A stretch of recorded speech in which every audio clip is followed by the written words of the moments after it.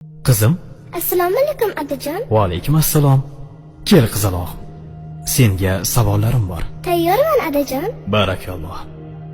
Diqqat qil. Robbing kim? Robbim Alloh. Dining qaysi?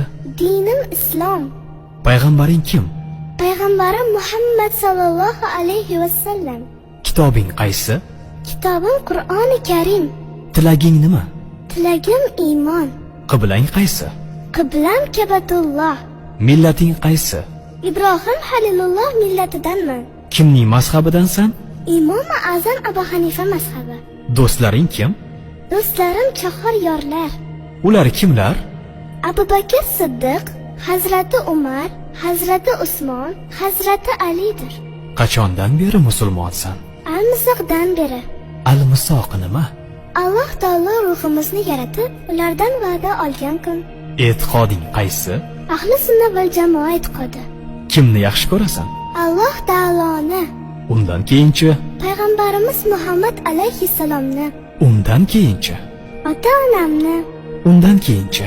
Barcha mu'minlarni. Seni kim yaratgan? Alloh taolo. Nima uchun yaratgan? O'ziga ibodat qilish uchun. Ibodat degani nima? Ibodat Allohning aytganlarini qilish. Iymon kalimasini aytchi. La ilaha illalloh Muhammadur Rasululloh. Ma'nosi nima? Allohdan o'zga iloh yo'q. Muhammad alayhissalom uning elchisidir. Barakalloh.